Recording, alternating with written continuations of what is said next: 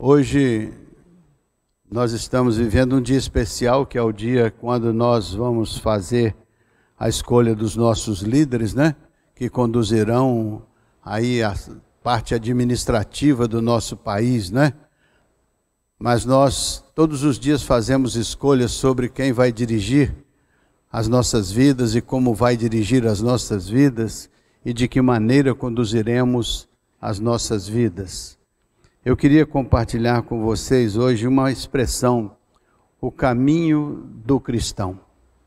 Qual que é o caminho do cristão?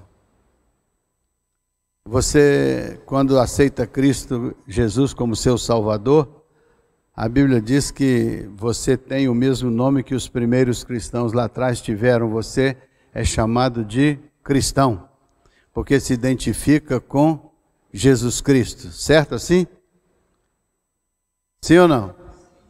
Então, cristão é aquele que se identifica com Cristo. Por isso que foi dado aos primeiros discípulos o nome de cristãos, porque eles tinham uma identidade clara com Cristo. Então, cristão é um seguidor de Cristo. Então, cristão é identificado com Cristo. Cristo é o nosso Salvador. Nós o ouvimos nos convocar, nos chamar, aceitamos o seu convite, o seu chamado e nos colocamos no caminho com Ele. A Bíblia diz que Ele é o caminho, a verdade e a vida. E esse caminho nos leva ao Pai. O Pai que está lá no seu trono alto e sublime. Então, enquanto não chegamos lá, estamos no caminho, estamos caminhando, estamos na jornada, e essa jornada é a jornada do cristão, é a jornada do crente, é o caminho do crente. Então, Jesus é o caminho, estamos em Cristo, estamos no caminho, e o caminho nos leva ao Pai. Até chegarmos ao Pai, nós estamos vivendo cada dia, cada momento. E hoje estamos vivendo um momento. E este momento faz parte do momento que nós estamos construindo, caminhando na direção da casa do Pai. Jesus é o nosso caminho. E nós andamos em Cristo, portanto, andamos no caminho. E esse caminho tem características, esse caminho tem algumas coisas interessantes que a gente tem que pensar. E o apóstolo Paulo nos dá umas ideias interessantes, uns conselhos interessantes, e é bem abrangente. Embora os conselhos de Paulo estejam condensados em 6 versículos aqui da carta aos Efésios, eles têm uma profundidade muito grande, e eu queria compartilhar isso com vocês. Eu lamento a minha finitude, porque o que está escrito aqui tem uma amplitude tão grande que é muito difícil que um pregador consiga esgotar o que está aqui. Mas pelo menos eu vou provocar vocês sobre o caminho do cristão. Tá bem? Feito? Diga ao seu coração, aliás, peça ao seu coração para dizer ao seu rosto que você é uma pessoa feliz. E que você pode dar um sorriso caso você identifique esta felicidade abundante no seu coração. Diga assim, coração, fale com o meu rosto, que eu sou feliz. Faça esse exercício. Meu coração, fale com o meu rosto, que eu sou uma pessoa feliz. Ou então diga assim, coração, você está tão triste, fala com o meu rosto para expressar essa tristeza. Ou então você está tão duvidoso que você vai dizer, meu coração, fale com o meu rosto para expressar essa dúvida, essa insegurança. O que o seu coração está conversando com o seu rosto? Porque tal qual o homem pensa no seu interior, assim ele é. O nosso rosto reflete o que vai na nossa alma. Porque o coração triste, amargurado, descai o semblante. Eu não sei porquê, mas eu estou tendo a sensação que nós estamos hoje aqui num ambiente meio triste. Eu estou olhando para o rosto de vocês, todos os lábios estão assim. Significa que... Aí significa que indicam a tristeza. Se estivessem assim, indicariam uma Alegria, olha lá, tá vendo? Quando é assim, é uma alegria. Vocês estão tristes por alguma coisa? Há algo atrapalhando o seu coração, a sua vida? Tem algo machucando aí por dentro? Se tem, vamos orar agora, pedindo ao Senhor que, de fato, por fim se levante, como a Natália acabou de cantar, e que esta canção da Natália possa trazer ao nosso coração um rumor de esperança, um sopro de esperança. Se algo está ruim, pode melhorar, porque no caminho do Senhor existem bênçãos grandes que a gente pode buscar, requisitar, solicitar. E o Deus poderoso da criação disse que se você anda no caminho dele, ele fará você prosperar, porque ele prospera cada um de nós no caminho que nós estamos andando, desde que o nosso caminho seja coincidente com a sua vontade. Interessante, quando João escreveu a sua carta a Gaio, a terceira carta de João, na terceira carta de João, ele escreve a Gaio, ele diz assim: eu espero que você prospere, que você tenha grande desenvolvimento, assim como vai bem a sua alma. Então, quando ele escreveu, diz assim: assim como vai bem a sua alma, eu espero que o resto tudo também vá bem. Espero que você prospere como a sua alma tem prosperado. Então, a coisa que está do lado de dentro, a sua alma, se manifesta do lado de fora, a sua vida. Então, esse é o que eu queria nesta manhã, entender um pouquinho, porque eu tenho uma certa sensibilidade. Estou falando isso aqui, está fora do script, tá?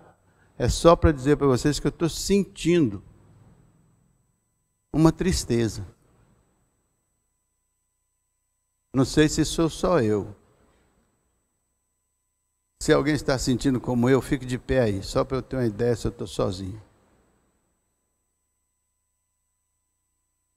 Então, olha aí, estamos sós. Então, a tristeza é só nossa. Vamos mudar esse cenário. Fico feliz por vocês estarem alegres. Então, diga ao seu coração para dizer ao seu rosto que você está alegre. Porque senão você vai me iludir aqui, vai me enganar. Eu vou olhar para você e pensar que você está triste e você está alegre. Diga ao seu coração, meu coração, diga ao meu rosto que eu estou alegre. Isso é um exercício interessante. Porque a sua feição, o seu jeito de ser, sabe que me impacta? Na pregação aqui, quando eu estou vendo vocês alegres, felizes, eu fico alegre também. Eu me sinto bem. Mas quando eu vejo vocês assim, como se estivessem tristes, isso me impacta. Porque eu me preocupo com vocês. E eu fico pensando assim, eu estou pregando para um grupo de pessoas. Não adianta eu pregar aqui uma alegria, se eu vejo que vocês estão tristes. Talvez eu tenha que pregar algo que ajude vocês a sair da tristeza. E eu fico pensando, mas será que eu errei? Quando eu preparei algo que vai, talvez, não responder tanto a isso que você está sentindo nesta manhã? Agora, um professor meu do seminário diria que todo sermão ele é meio que autobiográfico em parte. Então, cada vez que eu prego uma parte de mim. E hoje eu estou sentindo de vocês isso, então acabo me impactando com isso. Então, de qualquer maneira, quer eu queira, quer não, eu reflito na pregação o sentimento que eu tenho. Então, é um esforço que eu faço para tentar me conectar com vocês, para tentar me ligar a vocês, para que a gente possa estar na mesma página. Por isso que eu falo que hoje estou me sentindo um pouco triste, porque estou vendo no ar uma certa tristeza. Caminho do cristão. Sabe o que tem a ver com isso? Você já viu uma pregação quando a pessoa está ali, pensando qual o caminho que eu sigo, qual o rumo que eu tomo, não é? Aí, às vezes, pode acontecer, certo? Hoje não vamos fazer uma pregação, não vamos fazer uma jornada de oração. Por quê? Porque vai ser mais produtivo do que pregar, orar. Faz sentido? Eu vou ler umas coisas aqui e depois nós vamos orar. Vamos lá, Efésios 4, de 1 a 6. Deixa eu compartilhar com vocês. Isso é Paulo falando. Rogo-vos, pois eu, o prisioneiro do Senhor, que andeis de modo digno da vocação a que fostes chamados. Paulo está dizendo, olha, eu como prisioneiro do Senhor, quando ele escreve essa carta, ele está dizendo assim, eu peço a vocês que andem de modo digno, compatível com a vocação com a qual vocês foram chamados. Esse é o caminho do Senhor, andar de modo digno, compatível com a vocação com que fomos chamados. Verso 2. Com toda humildade e mansidão, com longanimidade, suportando-vos uns aos outros em amor, esforçando-vos diligentemente por preservar a unidade do Espírito no vínculo da paz. Há somente um corpo e um Espírito, como também fostes chamados numa só esperança da vossa vocação. Há um só Senhor, há uma só fé, um só batismo. Há um só Deus e Pai de todos, o qual é sobre todos e age por meio de todos e está em todos. Esse texto aí, ele chamou a minha atenção. Fiquei pensando nesse texto assim, sabe, conversando comigo mesmo. Isso se chama meditação. Você fica conversando, né? À noite eu fico pensando, de madrugada eu fico pensando, de manhã eu fico pensando, vou tomar banho e fico pensando. Eu fico pensando como que eu poderia transformar isso num ensino que pudesse ajudar a igreja a se desenvolver, a ser uma igreja mais identificada com a vocação com a qual Deus a chamou, né? Então, a primeira coisa que eu queria compartilhar com você, andar de modo digno da vocação com que nós somos chamados, tem algumas características nesse texto. Eu vou fazer aqui uma outra leitura. Veja aí para mim, Efésios 2, de 12 e 13. A mesma carta, no capítulo 2, de 12 e 13. Olha o que diz lá. Naquele tempo, Paulo está falando no tempo passado da vida dos Efésios. Naquele tempo, no tempo passado da vida de vocês, estáveis sem Cristo, separados da comunidade de Israel e estranhos às alianças da promessa, não tendo esperanças e sem Deus no mundo. Naquele tempo passado, vamos dizer, vocês também no tempo passado estavam neste contexto aí, estáveis sem Cristo, separados da comunidade de Israel e estranhos às alianças da promessa, não tendo esperança e sem Deus no mundo. Olha o verso 13, o que diz? Mas agora, em Cristo Jesus, vós que antes estáveis longe, fostes aproximados pelo sangue de Cristo. Então antes vocês estavam lá, perdidos no mundo. Agora vocês estão unidos, salvos, reconciliados, e os que estavam longe foram aproximados, e agora todos estão unidos pelo sangue de Cristo. Essa é a configuração da igreja. Pessoas que no passado eram perdidas foram alcançadas pela graça de Deus. Deus trouxe essas pessoas a uma comunidade, a um corpo, formou com elas um corpo, estabeleceu com elas uma igreja e disse que seria a cabeça deste corpo. Então Jesus disse, eu edificarei a minha igreja, e a minha igreja não será vencida pelas portas do inferno, ela será vitoriosa. Com quem que Jesus edifica a sua igreja? Com pessoas como nós. Eu, você, cada um de nós é aquele que antes estava lá fora, perdido, e que o Espírito Santo alcança e pelo sangue de Cristo nos traz a uma identidade com o Senhor, Deus poderoso da criação. Por isso que a Bíblia diz que Deus estava em Cristo reconciliando com Ele mesmo o mundo. Então nós que estamos longe, fomos reconciliados com Ele pela pessoa de nosso Senhor e Salvador Jesus Cristo e pela sua obra realizada na cruz do Calvário. Então nós somos chamados para a formação desta comunidade, somos o corpo de Cristo, do qual Ele é a cabeça. E isso foi realizado em nós pela bênção do Espírito Santo, que aplicou esta mensagem, esta obra do Senhor ao coração de cada um de nós. Não é o fato que sabemos disso, mas é o fato que o Espírito Santo nos convenceu e nos fez compreender que isso que Jesus fez tinha a ver conosco e aplicou isso à nossa vida e nos inspirou para que nós pudéssemos nos compreender como membros do corpo de Cristo, como igreja de Cristo, como esta unidade, esta comunidade, que ora pode estar alegre, ora pode estar triste, mas é o corpo de Cristo. Ora pode estar vivendo um momento feliz, ora pode estar vivendo um momento triste, mas é o corpo de Cristo, é a família de Deus que se reúne aqui para louvar e adorar o nome do Senhor, para reconhecer a sua grandeza, para reconhecer o seu poder e para usufruir os benefícios desta comunhão com Ele, porque do Senhor procede a luz que nos ilumina, a luz que nos traz compreensão e entendimento, a palavra que nos traz esclarecimento, aquilo que nos habilita para uma compreensão clara de quem é Deus, e por esta compreensão crescente nós vamos nos entendendo participantes da vida de Deus, porque cada vez mais que conhecemos o que Deus é e o que Ele fez por nós, nos apropriamos disso e nos tornamos íntimos com Ele, em comunhão com Ele, e isso faz nascer em nós uma esperança, uma vocação, um entendimento de um chamamento, e assim nós vamos nos tornando homens e mulheres segundo o seu coração. Então, primeira coisa que determina o caminho do cristão não é o que está fora do cristão, é o que está dentro do cristão.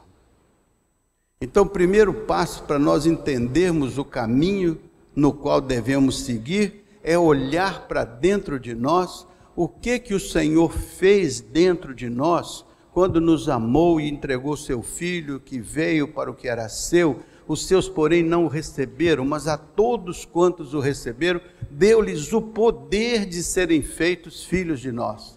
Então, a motivação dos nossos corações, a experiência das nossas vidas, aquilo que nós entendemos estar dentro de nós, nosso corpo passa a ser o templo do Espírito Santo. A Bíblia diz que a nossa vida é morada de Deus em Espírito. Então a palavra de Deus está abrigada em nossa vida. Isso alcançou a nossa vida e fez com que nós, que estávamos perdidos lá antes da presença do Senhor, agora estamos resgatados por Deus por conta da presença do Senhor. Então o velho homem vai sendo despido de nós e vai se incorporando em nós um novo homem criado por esta nova relação com Deus, porque quem está em Cristo, nova criação é, nova criatura é, porque as coisas velhas do passado, Paulo diz, já passaram, eis que agora em Cristo tudo se faz novidade de vida. Então, mais importante é o que está dentro de nós, e isso é o que determina o que será feito fora de nós, porque assim como o homem pensa no seu interior, assim ele é. Portanto, se você quer saber qual é o seu caminho, procure antes saber quem é você, o que está dentro de você, quais são as motivações do seu coração, quais são os comprometimentos da sua intelectualidade, do seu entendimento, o que dentro de você constitui quem você é. É isso que vai ser fundamental para a construção do seu caminho, do caminho do cristão. Então, quem você é tem que ser um cristão. Não há como você construir um caminho cristão sem você ser efetivamente um cristão. Porque você poderá até construir algum comportamento cristão, mas não construirá a comunhão com o Senhor que lhe dá a base fundamental de ser um cristão. Porque um cristão é aquele que nasce do alto, não é aquele que tem um comportamento, mas aquele que, nascendo do alto, alcançado pela graça de Deus, manifesta na sua vida esta visão do reino que ele teve ao ter o reino interno dentro da sua vida pela obra do Espírito Santo. Por isso que a Bíblia buscar primeiro o reino de Deus e a sua justiça, e todas as demais coisas serão acrescentadas a partir dessa visão preliminar, dessa visão principal. É o reino de Deus, portanto, que governa o caminho do cristão. O caminho do cristão parte do reino de Deus implantado nele por obra do Espírito Santo, que faz dele um crente em Jesus Cristo, que é chamado cristão. Então o cristianismo é esta experiência, não é um movimento, não é uma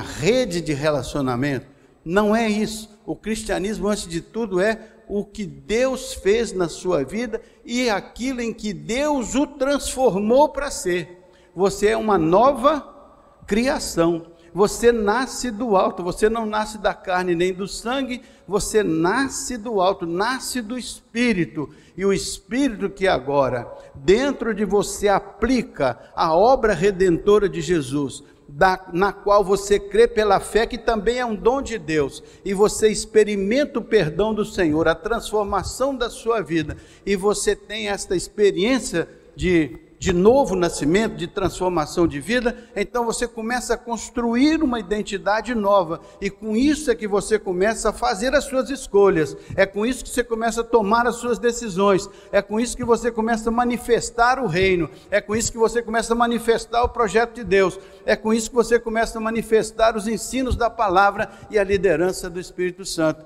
Então o caminho do cristão começa com a obra de Deus no coração do cristão, com a obra de Deus na mente do cristão. É aí que começa o caminho do cristão. O caminho do cristão não é por adesão a uma religião, o caminho do cristão é por estar reconciliado com Deus, é a reconciliação com Deus. Por isso que Deus estava em Cristo para reconciliar o mundo consigo. É nesta reconciliação que se define o caminho do cristão. O primeiro passo para o cristão começar a caminhar é ser cristão, e o primeiro passo para ser cristão é ajustar-se ao Senhor por um processo de reconciliação, que implica no reconhecimento da sua condição de pecador, no arrependimento dessa condição, na entrega da sua vida ao Senhor, que te lava de todo o pecado pelo seu precioso sangue. Aí começa uma etapa nova, é um ponto diferencial na sua vida, na vida que passou e na vida que se inicia. É a conversão a Cristo Jesus e ao Evangelho do Senhor, que é o poder de Deus para a salvação de todo aquele que crê. Então, o caminho do cristão começa aí, é nesse ponto nodal, onde que você começa a viver a presença de Deus na sua experiência pessoal, a ação do Espírito Santo te convencendo, te guiando, te sustentando, te orientando, te exortando e mostrando para você que a sua velha vida fica no seu passado e que a sua nova vida começa a partir da entrada de Deus na sua história pessoal. É quando você abre a sua vida e chama o Senhor para estar dentro da sua experiência pessoal. É como se você respondesse ao chamado de Deus. Por isso que o caminho do cristão começa nesse primeiro ponto. Então, aí Paulo diz assim, coloque lá por favor o verso 2, Efésios 4, de 1 a 6, quem está lá em cima, hein? Então, Efésios 2, olha lá. Então, você, bote o 1 para a gente começar do 1 para vocês terem ideia. Rogo-vos, pois, eu, prisioneiro do Senhor, que andeis de modo digno da vocação com que foste chamado. Ao ser chamado por Deus, Ele já o vocacionou para ser um cristão. Então, você tem uma vocação de ser o cristão no mundo dentro do qual você vive. Você é sal da terra, você é luz do mundo, você é uma manifestação do reino de Deus no espaço onde você vive, porque você buscou o reino de Deus em primeiro lugar, agasalhou no seu coração o reino, o Senhor do reino, porque o Senhor Deus poderoso da criação, quando deu o seu filho veio e habitou entre nós. E o filho disse: eu não vos deixarei órfãos, enviarei o meu Espírito que estará convosco. Então ele não habitou entre nós, ele habitou em nós, e em nós ele permanece até a consumação dos séculos. Então vocês têm que andar de maneira digna, de modo digno da vocação com que vocês foram chamados. Então o caminho começa com a consciência dessa vocação, com a consciência desse chamado, para ser um cristão no mundo, para ser a manifestação de Deus na história, para ser a manifestação do reino no contexto e na sociedade onde você vive. Então você é um sinal do reino de Deus no mundo. Você é a maneira como Deus tem para produzir a reconciliação das pessoas com Ele, porque Deus estava em Cristo reconciliando consigo o mundo e pôs em nós a palavra da reconciliação. Então você é o ponto de contato entre esse projeto de reconciliação e a pessoa que está ao alcance do seu relacionamento. Então esta pessoa vai olhar para você, ela tem de entender em você, ela tem de compreender em você um sinal do reino de Deus. Quando você age no mundo, você tem que manifestar um sinal do reino de Deus. Essa é a sua vocação, esse é o seu chamado, é ser uma representação de Deus no lugar onde você mora, no lugar onde você vive, no caminho onde você anda, na fala que você fala, nas amizades que você constrói, nas atitudes que você toma, nas decisões que você faz, nas escolhas que você faz. Você é um sinal do reino de Deus na terra. Você traz para a terra a presença de Deus, que entra no seu cenário pela porta que você se transforma, porque você está com Cristo, e Cristo, através de você, se manifesta no mundo onde você vive, com o qual você convive. Agora, olha o verso 2. Você faz isso com toda humildade. Sabe por quê? Porque você não é prepotente nem arrogante para sentir-se melhor e maior do que os outros. Você é apenas um instrumento de Deus.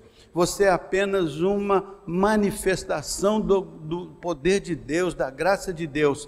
Mas você não é o poder nem a graça, você é só um instrumento de Deus, para que a graça dele que alcançou a sua vida, possa fluir através da sua vida e alcançar aquele que está ao seu lado.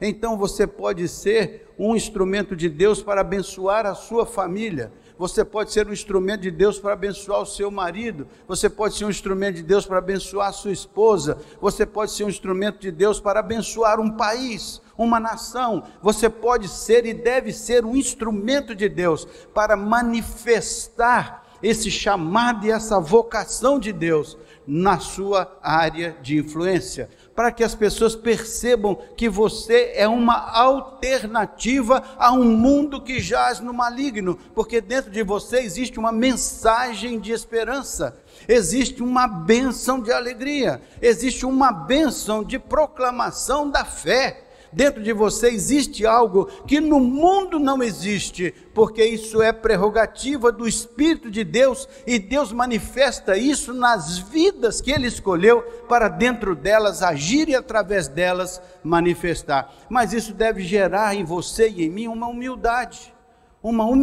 por quê? Porque nós não somos os produtores desta graça, nós somos apenas os abençoados que se transformam em abençoadores, mas isso há de fazer de nós pessoas bastante humildes, porque a humildade é uma das características do caminho do cristão. Segunda coisa, mansidão. Muitas vezes você vai manifestar a graça de Deus, mas não vai manifestar a graça de Deus numa briga, numa discussão, num bate-boca sem fim, numa acusação.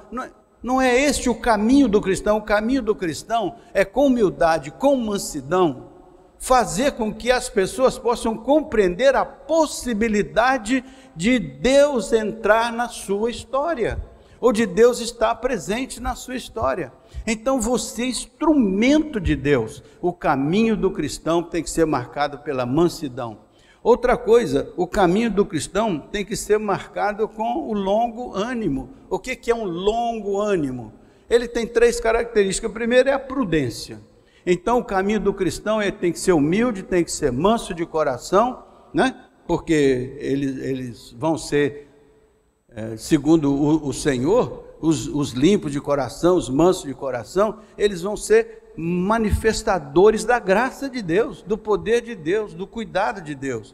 Então você tem que ser prudente. Prudência é uma coisa importante. O imprudente mete os pés pelas mãos, fala coisas que não deviam falar, diz coisas que não devia dizer. Daqui a pouco você está como um cristão num caminho todo cheio de defeitos, porque você não soube construir a sua jornada sobre a terra, seguindo os conselhos da palavra de Deus. E um dos conselhos é mansidão, que significa prudência. São 3 P's: prudência, aí vem o segundo, paciência, aí vem o terceiro, perseverança. 3 P's, prudência. O cristão, no seu caminhar, deve ser prudente. No seu caminhar, deve ter paciência, porque nem todo mundo está no mesmo ritmo que você, nem todo mundo está na mesma cadência que você.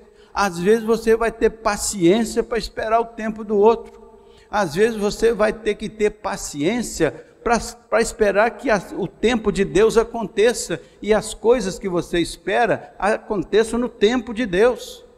Não adianta você querer colocar o carro nas frentes dos bois, não vai funcionar. Tem que colocar as coisas certas na ordem certa e caminhar, e às vezes isso vai exigir paciência. Então o caminho do cristão é um caminho marcado pela paciência. Então vamos repetir: o caminho do cristão é um caminho marcado pela conversão autêntica. O caminho do cristão é um caminho marcado pela liderança do Espírito Santo na sua vida. O caminho do cristão é um caminho de humildade. O caminho do cristão é um caminho de mansidão. O caminho do cristão é um caminho de prudência, paciência e perseverança. Mas também, olhe só o verso seguinte. Olha, nesse mesmo, volte, mantenha esse, por favor, mantenha. Aí, suportando-vos uns aos outros em amor. O caminho do cristão é um caminho de suporte ao outro, com uma qualidade amorosa. Então você, no seu caminho, você foi instituído por Deus para ser suporte de outras pessoas, porque outras pessoas também vão ser suporte para você, suportando-vos uns aos outros. Tem gente que interpreta isso aqui como se fosse, aquele cara é um mala, misericórdia, eu tenho que suportar aquela coisa. Não é isso. É você ser suporte para as pessoas, é você dar apoio às pessoas, é as pessoas poderem encontrar suporte em você, segurança em você. Você, como um cristão, tem que ser capaz de suportar aqueles que estão cambaleando, que estão inseguros, que estão indecisos, que estão confusos. Você é um suporte de Deus para a sua área de influência. Aprenda a ser suporte para o outro, mas não é um suporte que faz reclamando, que faz agressivamente, que faz chateado, que faz aborrecido porque é obrigado a fazer. Não, é um suporte em amor. O amor é a base da sua capacidade de ajudar, da sua capacidade de apoiar, da sua capacidade de edificar. É o amor.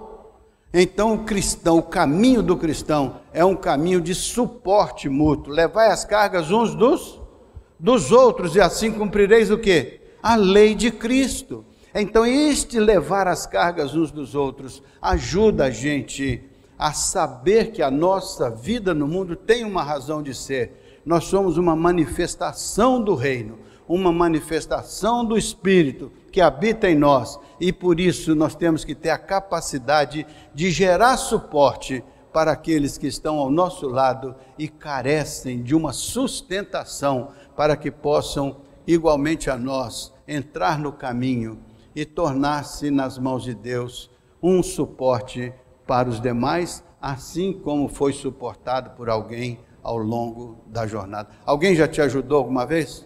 Alguém já te suportou alguma vez em momentos difíceis?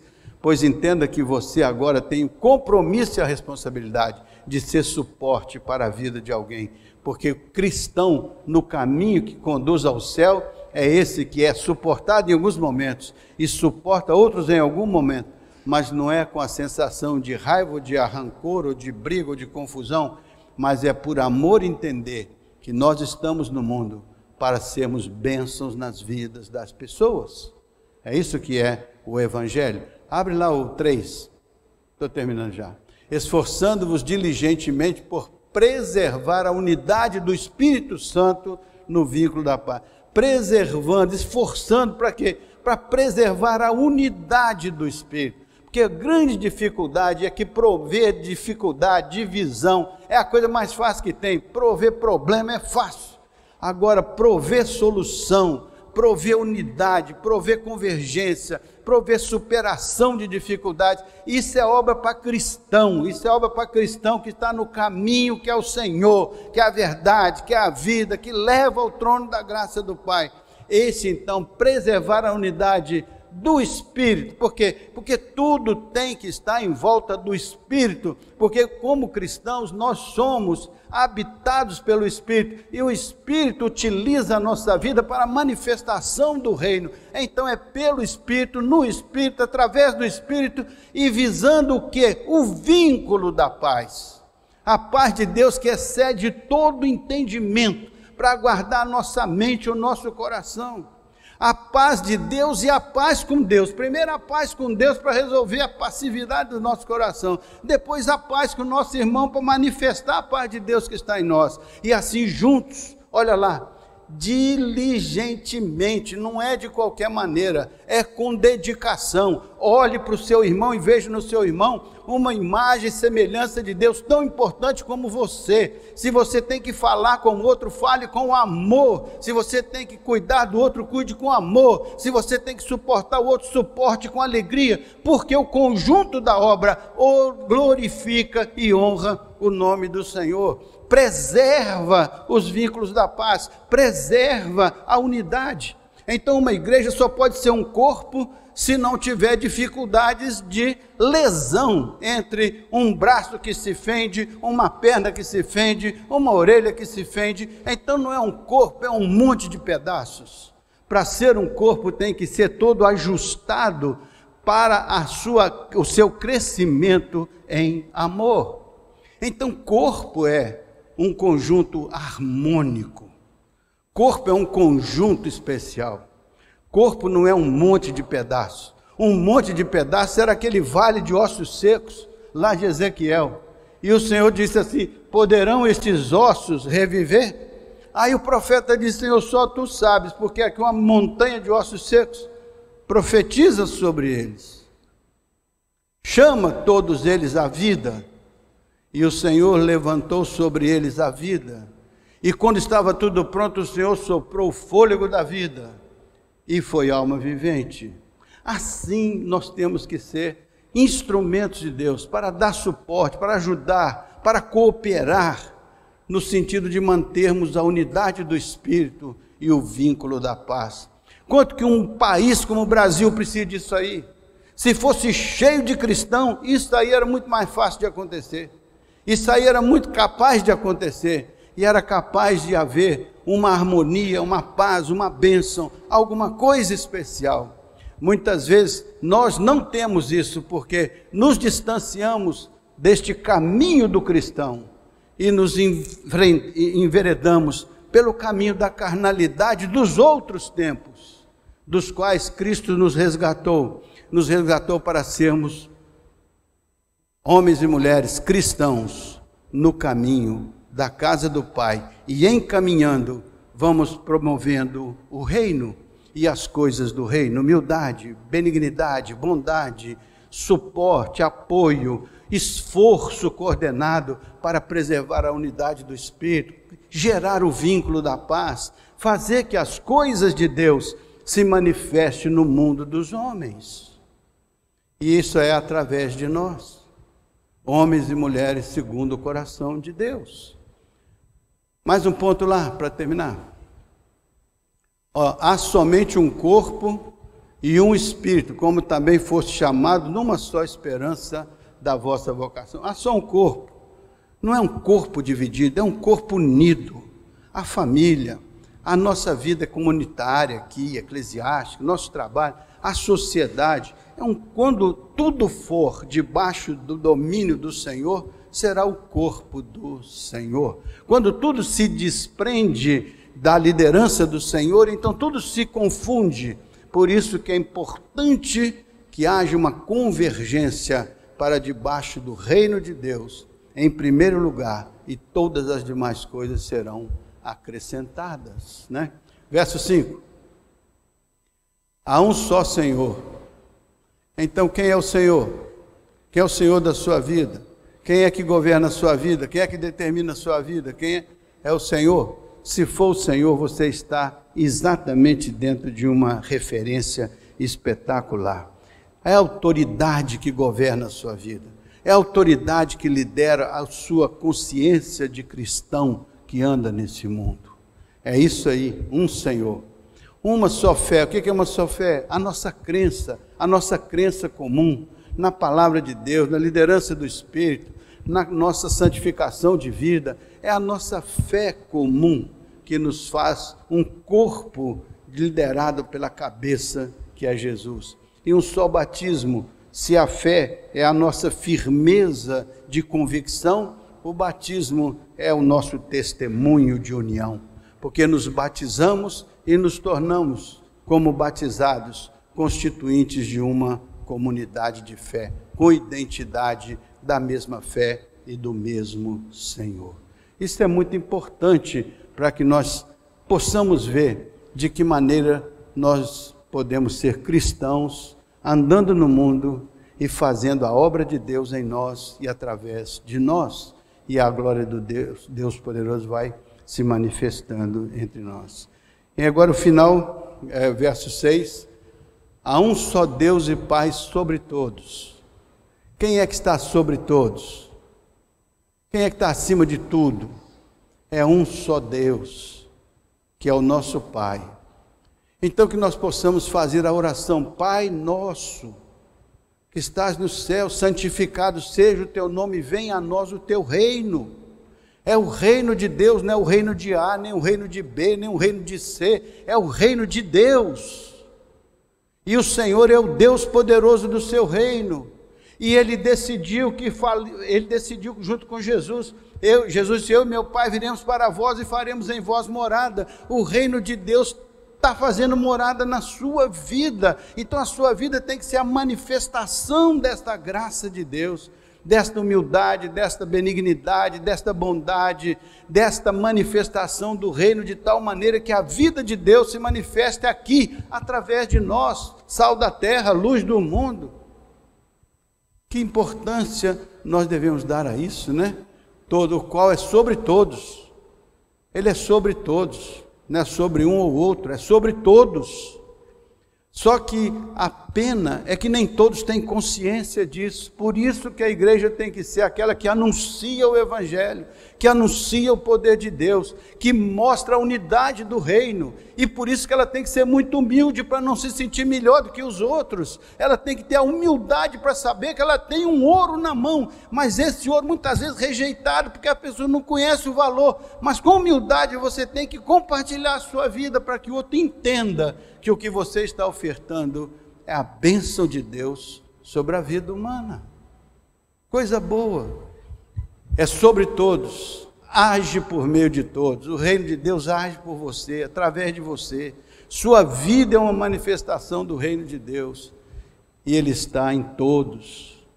Que pena que muitas pessoas não conhecem a graça e o poder de Deus, mas que pena que a igreja muitas vezes também não compartilha isso com a vida. Então nós ficamos brigando uns com os outros, em vez de parar e pensar que lugar Deus ocupa no caminho deste cristão, que lugar Deus ocupa no caminho daquele cristão, que lugar Deus ocupa no caminho daquele cristão. E se Deus ocupar o caminho por excelência, certamente que as pessoas perceberão. Elas poderão rejeitar, mas rejeitarão ainda com o sentimento de que são amados, respeitados, valorizados e queridos. E nós só podemos fazer isso se formos humildes, para saber que a obra não é nossa, é de Deus. Amém?